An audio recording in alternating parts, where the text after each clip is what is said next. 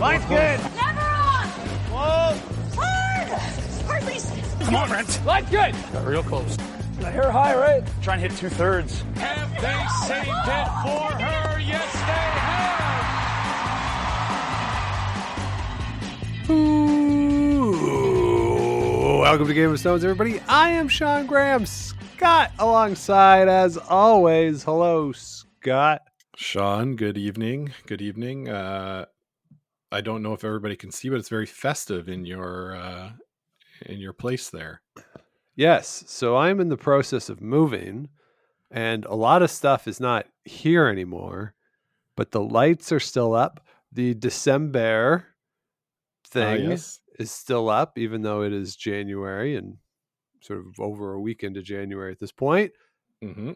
But I kind of like the lights, and I always keep the lights up until they get kind of sad, and not sad yet. So I'm going to keep them up probably until I fully move out. Great.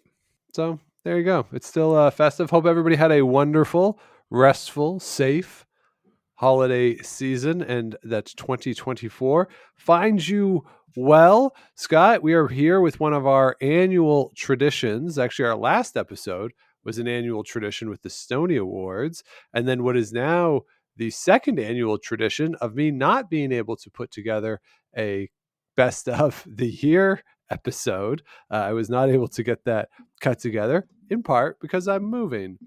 So we didn't have that, but we are back now for 2024 and our traditional bold predictions for the upcoming year. So we have 10 bold predictions for 2024. I can't remember how many times we've done this, but Scott, the goal is not necessarily to be accurate. We want to get as many right as we can, but to be bold in the predictions, right? Like there are some predictions that are easy, but we're not going to make those ones. We are going big here. Exactly, Sean. Anyone can make a boring prediction like Carrie Anderson will win the Scotties again. Ugh, so boring, right? Or Switzerland women will win the world championship. Been there, done that. That's not bold. No. We got to come with bold predictions. Yes. So before we get into the predictions for 2024, we do like to recap how we did for the previous year. Keep ourselves honest here. How bold were we? And Scott, last year we made 13 bold predictions between the two of us. So I have counted. Shelley back in December tweeted us and said we got 3.5. I'm giving us credit for 4. Okay. You know, we could split hairs, but even if you give us 3.5, if you round up, which you should round up to a full number, that's 4. So it's the same thing. So our last year we made 13 bold predictions. So we had the residency rule for Canada goes away. It has not. Not yet. We predicted that the Canada Cup would determine Canada's representative for the World Championship. Canada Cup hasn't come back. So a little bit off on that one. Little off. A current player would get the TSN analyst spot that was vacated by Cheryl Bernard. They have not filled that at all. They just had Kathy sit in that chair and do updates. This woman can't do everything forever, TSN. Or maybe she right? can. Maybe she can. I don't know. I hope they gave her a pay raise. Yeah, hopefully. A Chinese team would win a major event. And we got that one right. Wang Hei-Chao won the World Wheelchair Curling Championship. So I'm counting that as a win. New Zealand makes the playoffs at the World Championship, either men's or women's team combined. Scott, they won a single game at the men's and women's World Championships. Yeah, maybe we should have gone with the pan-continental championships as our prediction for that. But okay. A first-time champion wins the Euros. That's a win. Silvana Tiranzoni won her first. Yeah, I mean, it's kind of a little cheap that she's a first-time champion because she's a great champion at other things, but hasn't won that one. So yeah. Anna Hasselberg wins a world championship. That's an annual tradition. That might be some foreshadowing coming up. USA Curling has no negative off-ice news. Unless I missed something, Scott, everything out of USA Curling this year was really just about the curling itself. So I'm giving us that one. Okay. Was this the half that Shelley gave us? Potentially. But I don't remember any major controversies from USA Curling like we had in 2022. Yeah.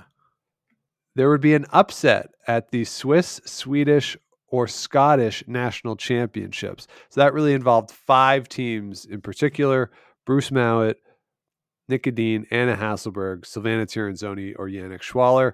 All 5 of those teams won their respective national championships. So that is a miss. Okay. Even if Anna Hasselberg didn't go to Euros, they won the national championship. I thought they played off to go to Euros, but anyway, okay. Well, okay. So when I Googled Swiss national champion or Swedish national championship, the curling zone page for the 2023 Swedish nationals has Anna Hasselberg being the national champion. Okay. Maybe that's a half. Maybe. There would be at least one messy breakup. This might be a half too.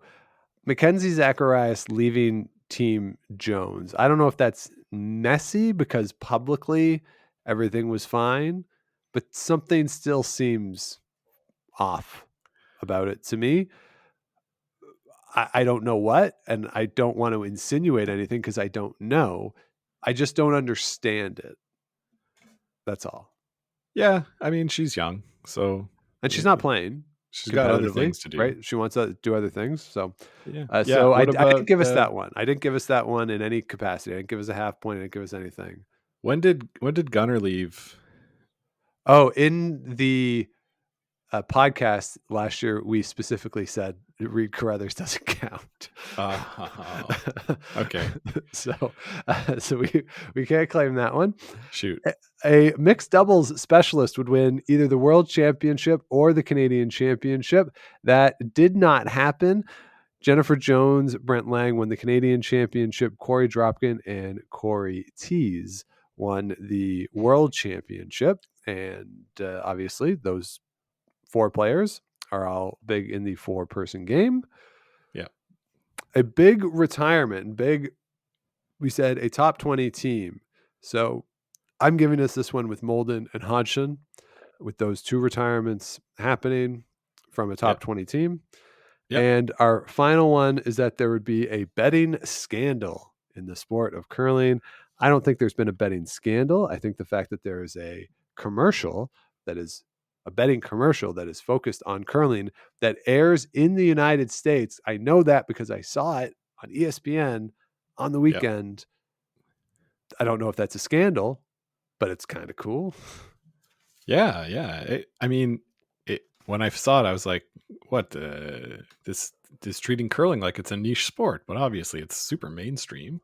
Of course. Maybe I live in a different world than everyone else. So, okay. So I'm giving us 4. You know what, Sean? We go to be bold. We don't go to be right. That's right. So with that, we have 10 bold predictions here for 2024. So let's get right into it, Scott. Let's go, Sean. First bold prediction for 2024. There is a major change to the PointsBet Invitational. And by major change, I'm saying either when it is held, so no longer in September, early in the season, the number of teams to participate. Can you go to 32? I don't know. Can you go to 24 and have a first round bye for the top 8 teams? Maybe.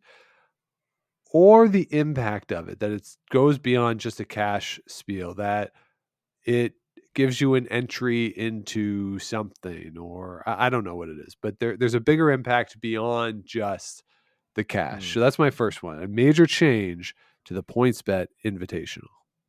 Okay. I could see the change coming in the number of teams for sure. As far as it meaning something other than cash, I don't know. I think the fact that it's affiliated with PointsBet, and their whole thing is about betting and cash, then I think it's going to stay in that lane. But I can see the number of teams changing. Where it is in the schedule, I think is good for Curling Canada because it's a dead spot right now, and it's good for a lot of the teams because it's a good chance to get out and play an event relatively low stakes in that you don't have to play that many games to win it. That's right? true. 4 games to win is less than any of the Grand Slams, but I think 24 is really interesting when you get there because then you get some games where maybe the caliber is a little more balanced Right. on those first round games. Yeah, it gives the club champion, it gives the junior champions, the college champions, the university champions playing more mid-tier teams in that first round. Yeah, So games where they might have a better shot to advance and then win a pretty good chunk of money. Yeah. So we'll see what happens with that. So that's bold prediction number 1. I like it. All right, Scott, bold prediction number 2. Oh boy. The Pan-Continental Curling Championships, which we've had 2 editions of, both of which have been in Canada. That the 2024 edition, which has not yet been announced, will not be in Canada. Okay, I like this. This is really bold. Given the comments that Gushu had, yeah, I think they're going to need to put on a good event if it's not in Canada to get a Canadian team that wants to go and do it. That said, if it's the only way to qualify for Worlds, at least one of the men's or women will be there. No, I think that's a good prediction. Yeah, I do wonder if Curling Canada can write it into your contract for the Brier and the Scotties, because all the teams do sign contracts when they go to the Brier and the Scotties. If they can write it in that you win this, you're doing this. That's part of the deal, people. And whatever the financial ramifications are of that, maybe. But yeah, I do think that it could be an event that would play well potentially in Japan. There is a pretty big curling fandom in Japan. Could you take it there, have it work? The time zone works out not terribly for Canada, being roughly 12 hours for Japan. So you can get evening draws in the morning here, morning draws in the evening. So it can work out for a North American audience as well. So I think what we've seen over the previous 2 is that it's not going to be a revenue generator for World Curling yet. So if it's not going to be a revenue generator, let's take it somewhere else where if the point is to grow the game, let's go to Japan or let's go to Korea. Those are the 2 that immediately came to mind for me. Yeah, that's a bold prediction with a lot of logic behind it. So I like it. Okay. All right. Bold prediction number 3, because this is at least the 3rd year of this bold prediction. Anna Hasselborg wins the World Championship, the long elusive World Championship for Anna Hasselborg. She finally gets it here in 2024. Yeah, you keep going with that lucky number. One day it'll hit, right? That's right. So I think we got to keep pushing this one, Sean. We got to keep pushing it.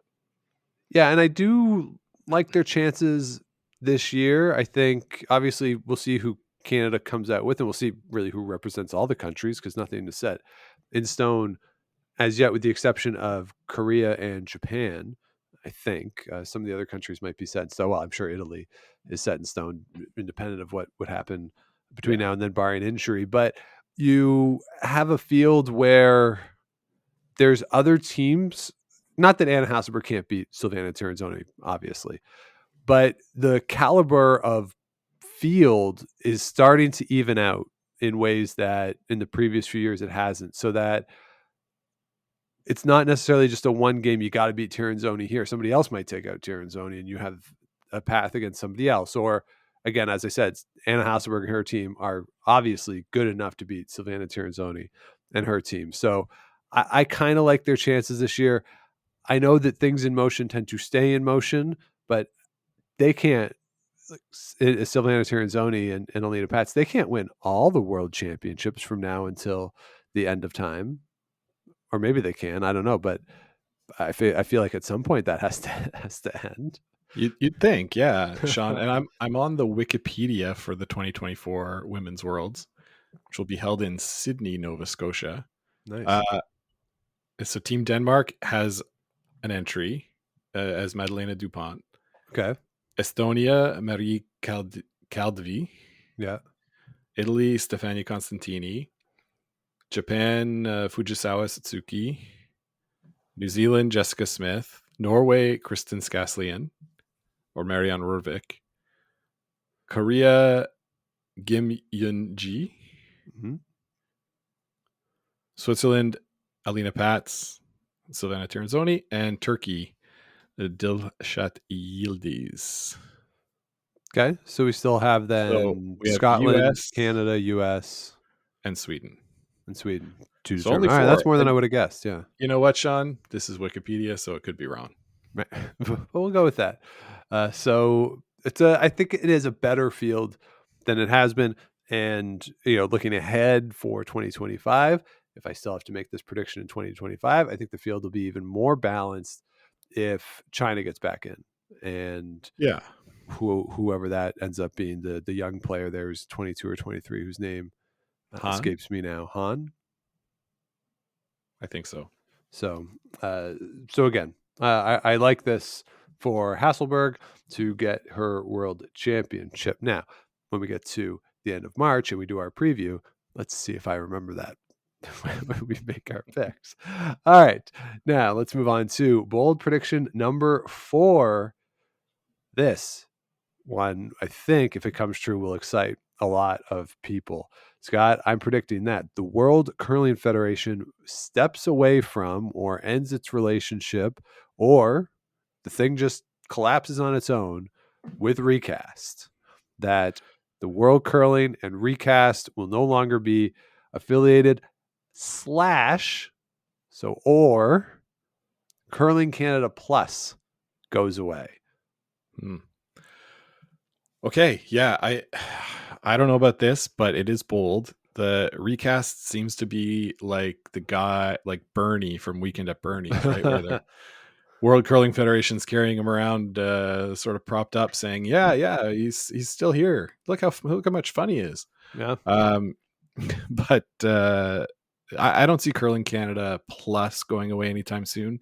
It is like the only way a lot of family members can watch. People that they know, like friends and family, play in certain events. So that's what I think they're marketing it as. I don't think they're making any money on it for sure. It's probably a loss leader, but important for those smaller events. Well, so here's what I would wonder about and obviously we don't have access to the numbers, and Curling Canada hasn't really made any pronouncements about Curling Canada Plus in terms of how many subscribers are getting, what kind of revenue it's generating. I get that you don't want to try to generate revenue on YouTube. That's too hard, I think. You're looking at global stuff, and obviously with the algorithms the way they are, seasonal sports that aren't major professional sports, very difficult to generate revenue there. But I think that there's a better avenue, or I would suspect that there's a better avenue through CBC Sports, streaming it through them. They have built-in advertisements and an ad department. And if you can work out a revenue sharing agreement with them, that would be great. Another landing place, if you want to participate in direct consumer revenues, TSN Plus. Can you stick some of this stuff? You have a relationship with TSN, put it on TSN Plus, make some sort of arrangement based on number of viewers to generate revenue based off the number of people who are watching at a given time. And then it gives TSN Plus something else in their marketing. That could also be a landing place for it. I just don't know about the standalone stuff. There's too much standalone content for people to subscribe to everything, even in this country where there's fewer options than there are in the United States. So I'm dubious and skeptical about the long-term viability of Curling Canada Plus, and I just want recasts to go away. So part of these are just also wishful thinking on my part. Yeah. Okay.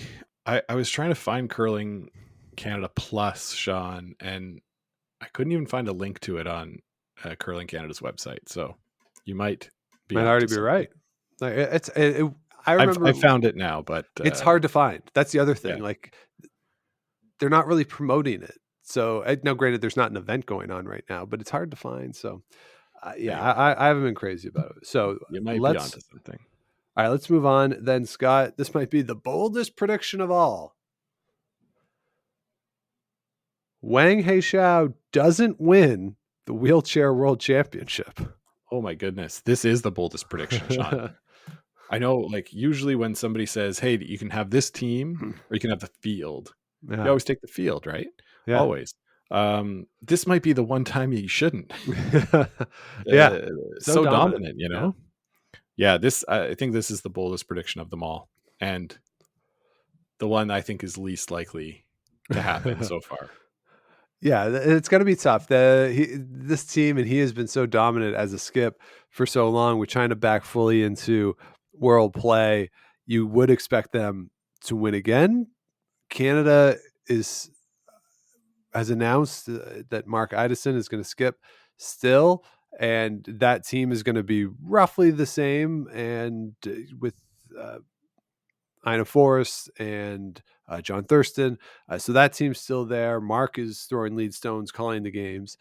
So good performances there. You've seen other countries have some success, but the Chinese, no one has matched the Chinese team in the wheelchair discipline for the far and away past 5 years or so. So we'll have to see on that one. But yeah, I think that's a pretty bold one to say that Team Wang doesn't win. For sure. For sure. All right, Scott. Well, let's stick with something from a prediction related to countries from the old Pacific Asia region. And I'm going to say that an Asian country wins the mixed doubles world championship. And now, Scott, here's why this is a bold prediction. Mm-hmm. Last year, as mentioned, Corey Dropkin and Corey Teese, the United States, won the mixed doubles world championship. Mm-hmm. That was the first time in that event's history that a non-European country won that event, depending on whether or not you want to, how you want to define Europe. Do you want to go with like geography or just the, because some people in the United Kingdom will get mad at you if they say they're in Europe. Okay, you're in Europe. All right. Okay. Now, so let's just go with that. Don't Brexit me. So, in that game, the Americans beat Japan. And Scott, that was the first medal for an Asian country at the World Mixed Doubles Curling Championship. So I'm predicting that maybe not Japan, it could be the Koreans.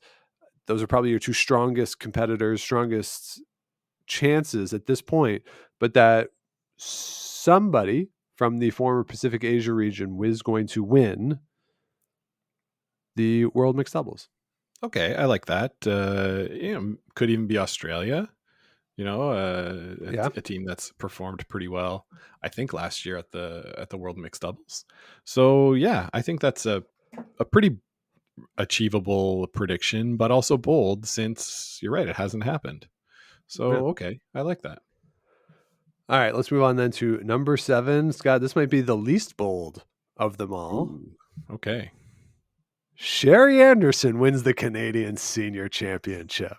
She's back, baby. A 1-year hiatus where she doesn't get out of Saskatchewan, and Saskatchewan still is in the final anyway. Tragically, well, maybe not tragically, sadly, they lost that final. But Sherry Anderson comes back with a vengeance, wins Saskatchewan late in the season, sort of early spring. And then next fall at the 2024 Canadian Seniors, she's back. She reclaims her title as the queen of Canadian senior curling, if not Canadian curling in general. Yeah, Sean, this is like picking Silvana Ternzoni to win. Come on. What are we talking about here? One stub of the toe, and now it's a bold prediction. I mean, good credit to Nancy Martin. Nancy Martin beat her fair and square in Saskatchewan. and then got to the final of the national. But I think it's time for Sherry Anderson to make a comeback. Okay, I like it. All right, now we got two related to our national champions here in Canada. So for bold prediction number 8, Carrie Anderson, your 4-time defending Canadian women's curling champion, misses the playoffs at the 2024 Scotties Tournament of Hearts. Now, hear me out. What is playoffs, Sean? So playoffs are Final Four. So they can get into that Friday 6 thing, whatever it is. That no. Although they they did change the format of that, which I like. No more seeding nonsense on the Friday night. So that they have changed it. But we'll say Final Four page. Okay. Because, and we haven't talked about this because we haven't done a show since, but with no Nunavut representative, they're going to go, which is very sad and unfortunate. We'll talk about that in more detail on another episode. But because there's no Nunavut representative, there's going to be a 4th wildcard team. Don't know what color they're going to wear. They're like out of colors at this point, but there'll be a 4th wildcard team. So that increases the overall quality of the field, right? Yes. We love Nunavut there. I think Nunavut should be there. I don't want this to be a regular thing, but you can't deny in 2024, a 4th wildcard team is going to be better than whoever was representing Nunavut. Mm-hmm. So let's just acknowledge that. So because of that, and because of the way the format is now with the 2 pools, it's easier to have a bad start, have a bad weekend, and then kind of be out of it. So it presents a window wherein a top team like that could stub their toe out of the gate and not be able to recover. That's what I'm basing this bold prediction on. Again, it's bold. I don't know if it's as bold as Team Wang not winning the wheelchair championship, but I know it's bold. Yeah, it's pretty bold. 4-time in a row Canadian champion, right? That's but we've never seen anyone do it longer than that. So maybe them not winning could be a bold but less bold prediction. But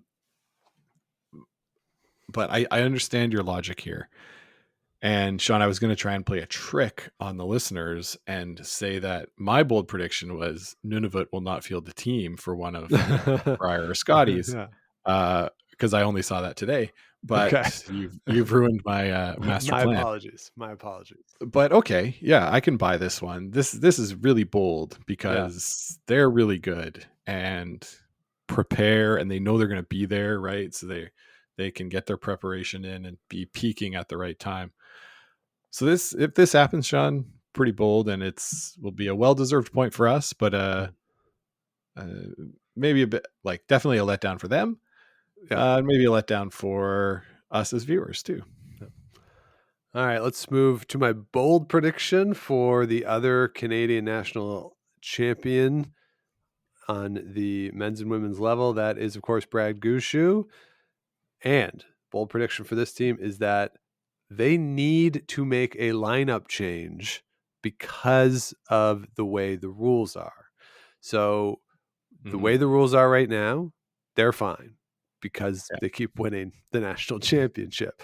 So Jeff Walker is based in Alberta. EJ Harnden is based in Northern Ontario in the Sioux, and Nichols and Gushue live in Newfoundland. And the way the rules are currently set up, since Walker nor Harnden have birthright in Newfoundland, they can't play together unless they're the defending national champions. So this prediction has 2 parts to it. 1, they don't win the Brier this year. And then 2, in order to be eligible for the Brier, they make a lineup change. So that is the core of the prediction. I am going to caveat that I will give myself a half point if one of Jeff Walker or EJ Harnden actually do move to Newfoundland. Do we know, Sean, that for them to be eligible for one of those predetermined wildcard spots, they have to be eligible to play in playdowns, right?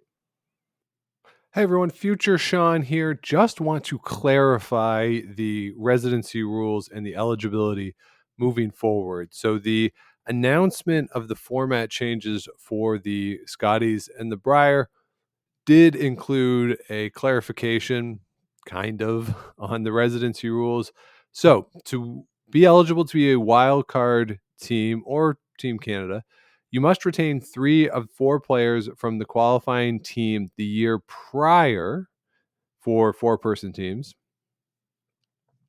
A pre-qualified team is perfectly fine to meet the residency requirement to be a member association champion, but the pre-qualifying teams will not play in provincial playdowns.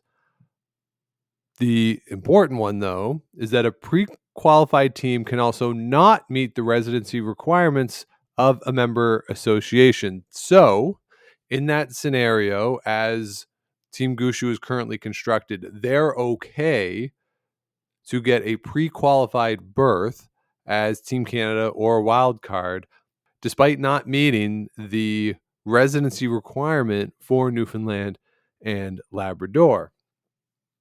The addendum to this, though, is that if you choose this path to not adhere to a member association residency requirement, you are ineligible to play in the playdowns unless you become residency requirement. So for next season, for the 2025 Briar, those pre-qualified spots will be determined at the end of this season. This year is the only year where the season of the events points will matter for that Briar.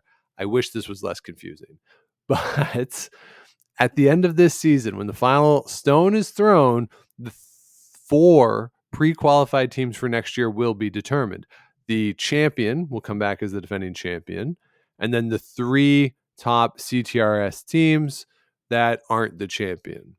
So as it sits right now, Brendan Botcher is in first in CTRS points, followed by Gushu, Dunstone, McEwen, then Cooey, Carruthers, Slachinsky. So let's just sort of create a scenario here, because Brad Gushu is 17 points up on Dunstone, 22 points up on Mike McEwen. So let's say that Kevin Cooey beats Mike McEwen in the Briar final, and Matt Dunstone finishes third, and that those teams all have really good second half of the seasons. They do great at the Spiels, and Gushu stubs his toe and ends up below all of them and ends up in 5th place in the CTRS points, which is where Kevin Cooey is currently ranked. In that scenario, the pre-qualified teams for next year would be Kevin Cooey as the champion, and then Botcher, Dunstone, McEwen as the top 3 in CTRS points, leaving Gushu out. So for Gushu to get a spot in the Briar in 2025, he would have to make a lineup change to be compliant with the residency rules for Newfoundland and Labrador to win the province. So for this scenario, which is kind of far-fetched and unlikely to happen given the lead that Gushu has and how good they are, but for the sake of just trying to understand what the scenarios are and what the rules are, he would have the summer then to make that lineup change. He wouldn't be ineligible for Newfoundland and Labrador for their playdowns in April and May when the pre-qualified teams are announced and determined. He could then make a change if necessary. So I know that's a lot of moving parts, but essentially what it means is that if you are not compliant with residency rules and don't get a pre-qualified berth, you are not eligible. And teams will know that in the spring, that they haven't qualified and whether or not they're compliant with residency rules. I hope that clarifies it. I wish that residency rules, pre-qualification, all of this was just more straightforward, more direct, but that's the situation as it stands. It is unlikely. That's what makes it a bold prediction. So with that, back to past Scott and Sean. A team like Gushu that is not eligible to play in this year's playdowns, they don't have to. And they have the top number of points. They're in that top 3. and they don't win the Brier, in theory, they should be eligible for it next year without Yes. having to They wouldn't have to do it. As long as they adhere keep to those winning, rules. they're fine. And So they can keep winning. They're really good. Yeah, for sure. So, okay, so your bold prediction is that they will have to do something with their lineup to conform to residency rules. Yes. Now, there's another component, I guess, of this is that Nolan Thiessen was announced as the new CEO of Curling Canada. Sean, that Over was my the next bold holidays. prediction. Come Oh, on, man. sorry. Jeez. So, congratulations, I guess, to Nolan Thiessen on that job. I mean, he's been around for a long time as a player. I think the players are probably pretty happy to have a former player in that position. He certainly understands the concerns of the athletes, but man, that is a hard job and a thankless job. We talked about it with the high performance job being relatively thankless. I think the CEO job can be a little more varied because you can work on the sport on the club level, at the grassroots level, in a way that the high performance position can't. So maybe it's a little more rewarding from a accolades perspective than the high performance job is, but there's a certain hornet's nest around that position as well. And if Team Gusha loses and if they are subject to the residency rule, that could be the first hornet's nest that Nolan Thiessen steps on. Yeah, could be for sure. I think Catherine Henderson had like a pretty good reputation as CEO. So yeah, we'll see how Nolan does in the job. But yeah, I know he's been around the events for a long time and has had a big hand in a lot of what Curling Canada's done over the last 10 years or so. All right. And the final bold prediction for 2024, and it's a prediction that, if it's true, will make me sad. This is almost a reverse jinx of a bold prediction. Scott, we will have a significant retirement from a curling broadcaster this year. So I've written down 3 names that I've highlighted that would not, these aren't the only 3 that if they retired would make me sad, but 3 that would definitely make me sad if they went. Joan McCusker, and she's undeniably had a more limited role in the past couple years. Yep. Rona, because we love Rona. We do. And please, everybody, reverse jinx, Sean. Vic. So those are the 3 that I've identified, and again, I hope it doesn't happen. So it is kind of reverse jinxing it, but at some point they're not going to be able to do it anymore, or not have the inclination to do it, not want to do it. I do think that for Vic and Rona, maybe more so Rona than Vic necessarily, but maybe they adhere to the Olympic cycle and want to get through another cycle, because Rona can do the Olympics. Vic cannot, barring some sort of contractual change where he goes over to the CBC, but he has those curling trials. And Ray finished on an Olympic cycle. And I don't know if that necessarily means anything, that Vic would want to do that as well, but Vic and Ray were very tight. They were together for 30 years doing games. So maybe Vic would want to do the same and go out on an Olympic cycle. I don't know, but I'm going with a broadcast retirement as the final bold prediction is 2024. And to make that come true, it's not limited to those 3 that you mentioned. Those are just like the 3 that you have identified as possibilities. Yeah. But, say if Mike Harris decides he doesn't want to broadcast curling anymore, that's going to count. Yeah. And well, I guess it's interesting though with, say, Mike Harris, right? Because now Mike Harris is involved in Northern Ontario curling at a high level. I don't know exactly what his title is, but whether he's the CEO or high performance or whatever his role is in Northern Ontario. So if he can't do the broadcast stuff because of the Northern Ontario responsibilities, does that count as a retirement? I don't know, because I wouldn't consider Cheryl stepping away as a retirement so much as she had this other role that took up too much of her time. So she went and did that. Like, I'm talking somebody saying, I'm retiring now. I'm just gonna Good take it night. The party's easy. Like, over. yeah, I'm not doing this because I have other responsibilities. It's time for me to spend time Spend with more my time with my family. family. Yeah. So, Jinx. yeah. Jinx. So that's kind of what I'm leaning to. If I'll give myself a half point if it's something like that, Okay. or if it's like a Mike Harris sort of thing, and that's why he decides to leave, or if he does. But I'm thinking more pure retirement. Okay. That's good. I'll Sean give you one more that came Okay. to me, Yeah. and this is also a bit of a reverse jinx situation. But I'm gonna say that Team McCarville does not make the playoffs at the Scotties. Ooh. They've been there, I think, 4 years in a row. Yep. I don't think they played in the bubble, right? In Oh, I'll have to 2021? look. I'll have to look at that. No, maybe they did. Anyway, I don't remember the last time they missed the playoffs at the Scotties. So I'm going Okay. to predict that they will, Yeah. with the hopes of it being a reverse jinx and that they will continue their winning ways with Andrea Crawford there. Okay. That's an interesting one. The you were very positive on that change though, I Scott, when know, they and made it.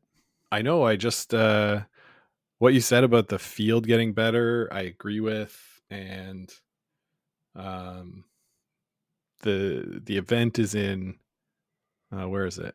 The prairies, I think. Anyway, uh, yeah, I don't know. I just thought I'd throw that one out there because that's very bold, and I It do is. really like that team. It is very bold. And Scott, you were correct. They did not play in the bubble. That team was the representative for Northern Ontario was Krista Burns that Okay. year. As Krista McCarville, I believe the team declined that invitation given their family and professional obligations, Yeah, and it was like responsibilities. a quarantine period followed by lots of testing, and Yeah. everything was done right, but it wasn't the right fit for them that year. Yes. And Scott, It's in Calgary, somewhat right? curiously, in the same arena Yeah. as the bubble. Yeah. So they will hopefully be playing in that this year. No word I'm yet. still gonna pick. Of I'm course, still with gonna no. pick them in our picks, Sean. I'm still gonna pick them. All right. I'm just saying, boldly, they won't. All right. So Scott, last year we set the over under at 5.5 on the 13, and we were under that. We thought 6 could be a possibility. Out of these 11, what do you think an over under is for a good score on the bold predictions of 2024? I think 4.5 is too high, so I'd say Okay. 3.5. Okay. So 3.5 is the over under. 4 is good. 3 is a disappointment. Yeah. Okay. So there you go. Those are our 2024 bold predictions. Run through them real quick. There is a major change to the PointsBet Invitational time teams or the impact of it. The Pan Continental Curling Championship is not held in Canada. Anna Hasselberg wins the World Women's Curling Championship. I'm going to specify that because there's a chance that she could win a mixed doubles world championship. So I'm saying the Women's World Curling Championship. Yep. World Curling gets away from recast, or Curling Canada Plus goes away. Wang Haishao doesn't win the Wheelchair World Championship. A Pacific Asian region country wins the Mixed Doubles World Championship. Sherry Anderson wins the Canadian Seniors. Carrie Anderson misses the playoffs at the Scotties. Brad Gushue has to make a lineup change owing to the residency rules. A major broadcast retirements, and Krista McCarville misses the playoffs at the Scotties. Those are our bold predictions for 2024. Let us know what you think of those or what bold predictions you have. You can reach out to us on the socials at Game of Stones Pod, Game of Stones Podcast on Facebook. You can find us on GameofStonesPod.com. Past episodes, all the links to things are there, merch, all that stuff. You can also reach out through the website. Or, of course, you can email us, gameofstonespodcast@gmail.com, and rate, review, do all that stuff, subscribe, all that stuff that all the people tell you to do. Do that for us too. Why not? So, Scott, I mentioned the email address. I don't always read the emails we get, but we got a couple really good ones, I thought. So I wanted to share them with you. And I asked you last week if you wanted to read them first or if you wanted me to just share them with you on the show. And I said, let's go to the show, baby. This is what we're here Yes. for.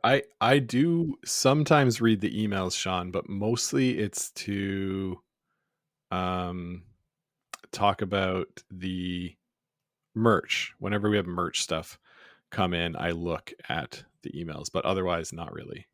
Okay. So I have it set up to forward to my personal email so I can see when they all come in. And Okay. so, and when I do respond, sometimes I respond from the personal one because I forget to go to the Game of Stones one. But so I do have a couple here. So the first one is from Paul Jorgensen, who is writing relative to the games of the year when Ooh, okay. we talked about the games to watch in that episode. And Paul wrote that he says his wife Beth and he are longtime listeners of the show. So Paul, thank you, and Beth, thank you for that. We appreciate the support. And they said that they enjoyed the Stonies. Said it came as a surprise to us that you didn't mention any of the games from the Briar on our 2023 Games of the Year list, and wonders, Scott, if we have an anti-Gushu sentiment. And he says that this isn't a new suspicion for him, that for a while he thought that maybe we have a bit of a Gushu bias, sort of our little anti-Gushu. And then he goes on to talk about a couple other things, including the Jones Fleury final from the trials and sort of where Canada stacks up globally, and decide his sense that maybe the state of Canadian curling is behind at the top levels, and some really interesting points in that email. And I thought he made some very fair points, but the one that kind of stood out to me is the Gushu one. And if we come across to Paul and Beth as being anti-Gushu, that's fair enough, and I'm not going to try to push back on that perception. I don't feel like I have an anti-Gushu bias. I think one of the things we struggle with when we talk about Brad Gushu is that it's hard to say new things about Brad Gushu and his team because they just keep winning all the time. And how many times can you say that this team's really good? Yeah, I think there's a little of that. What I found this year was their run at the Briar was like a little pedestrian when you compare it to the year before when they had to like win with 3 people in the playoffs. Right. So yeah. maybe I just after had the that. Olympics too. Yeah. So maybe I just had this kind of Yeah. thing in my head where I was like, oh, this event wasn't as like outstanding for games for Gushu. Yeah. Because I didn't remember like there was a game a few years ago where he played Brad Jacobs. I think it was at the 2020 Briar. We played Brad Jacobs and he like was down 4-0 and then just like popped a 3 back. And it was a really entertaining game where I think that was on our games of the year list if we had done one for 2020. It was sort of a really exciting and fun game. And that when I watched the Briar, they were so dominant in most of their games that it didn't come across to me as, something that could be called the game of the year. Right. So that's the only defense I have for that. But I really like Team Gushu, and they're good to talk to, right? They're interesting. And they're good on TV. They're fun to watch, but just sometimes when they're putting on a clinic, it's not as exciting as it would be if things were a little closer and they were making more mistakes. Yeah, because when you think of, because I went back and thought after I read that from Paul, and because I think in the Stonies we were a little down on the Briar and the Scotties, frankly, from 2023 in terms of signature games. And so I went back and I looked at some of the games, and the shot, at least the shot, and I can't remember what was the feature, if it was the game where Northern Ontario lost to Botcher. I think it was a Botcher in the Friday afternoon elimination. Whether it was the Northern Ontario loss was the feature, or the other game was the feature, where Kevin Cooey lost to Mike McEwen, and McEwen makes, I can't remember this, but I remember being a really good shot that McEwen makes to win the game. So maybe that could be in there. Or the other thing that when I went back and thought that stood out was Dunstone, and Dunstone, the devastating loss in the 1-2 game that Dunstone had, and then to win the semifinal on a steal. And Dunstone is a very outwardly emotional player, and him standing there or sitting, I believe he went and sat behind the scoreboard with Adam Kingsbury, like almost arm in arm, or like they're really and then when Botcher misses the shot and just the emotion of it, like that kind of stands out as being first time he gets to that point, gets to the final. That's kind of what stands out, because the final wasn't the greatest. No, in that it wasn't super competitive. No. Yeah. So I think there's fair points in here for sure from Paul, and I do appreciate that email, but it did make me think and kind of reflect back on the Brier and the Scotties from 2023 that maybe we were a little too down on when we talked about them in the Stonies. Yeah, that's fair. That's fair. Thanks for the email. Nice to make me think. Yes. And another one that came, this was related to pace of play and the Am I an Asshole discussion we had. Good. Fun fact, little follow-up.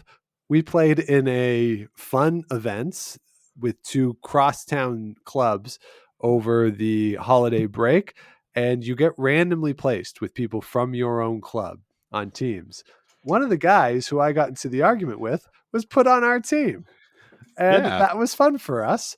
And he initially didn't seem to remember who I was, because he came over, said his name, and I said, yeah, I'm Sean. I'm the obnoxious one from that game a few weeks ago. And we ended up talking about it. And what was interesting is he kind of agreed with me on some of my points related to his front end. The biggest one being clean your rock before the other team is done and be ready to go. Anyway, this is related to pace of play. So this is from Chase and Sock. And this is a really cool idea. So he says in their club, he's from the Detroit Curling Club. And my apologies, I say Detroit wrong all the time. But I say Detroit. I hit the it at the end. I know I say it wrong. But Chase is from the Detroit Curling Club. And he says on the Tuesday Men's League, they have 2 draws, 5:45 and 8:15. And they have a big poster board that establishes the pace of play. And so the first end starts at 5:45. Second end starts at 6:03. Third end, 6:21. And then so on and so forth. And there is kind of a progression to it that isn't always uniform. But to me, that's okay. It doesn't have to necessarily be uniform. But the 8th end has to start at 7:53. And that should be more than enough time to get it all in, right?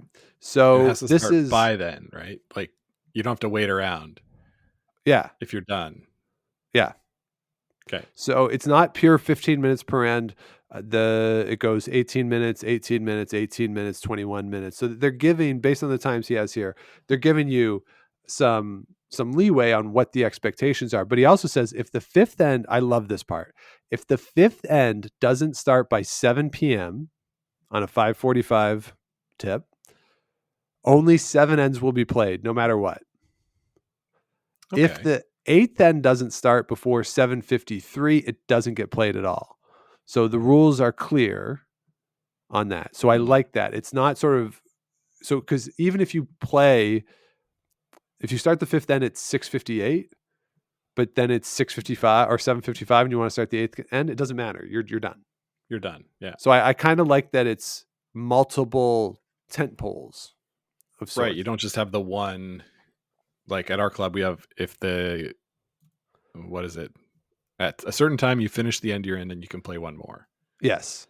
So And Chase, that's force strategy, right? Like if you don't know it's going to be the last end and then the team is dragging their feet, then you might play a different strategy. But I like this. I like this one. There's 2 posts to pass. Yep. And a poster with the expectations for as you go through the game. It's kind of like if you ever played at a golf course that has expected time per hole. Yeah. On the scorecard. It gives you that reminder as you go. Yeah, that makes a lot of sense. And it's clear for everyone. That is a lot of time, Sean. It's a 5:45 and then an 8:30 start. 5:45, 8:15. 5:45, 8:15. That's a long time. Like, well, it's 15 minutes more than we have. Yeah, so it feels like long, right? Yeah, so you should be able to get in 8 ends all the time. All the time. Like if you're starting at 5:45 and you have to start the 8th end by 7:53, you should be good. I like this, Sean. I think we should propose this at our next board meeting. Yes, I agree. So Chase also adds a story here, which I laughed out loud when I read this. So a little story about pace of play. A couple years ago, we played in a 5 and under spiel for American curlers with less than 5 years of experience. Each game had a 2-hour time limit. We made the A semis, but had a rough start to the game and ended up down 4 going into the 7th.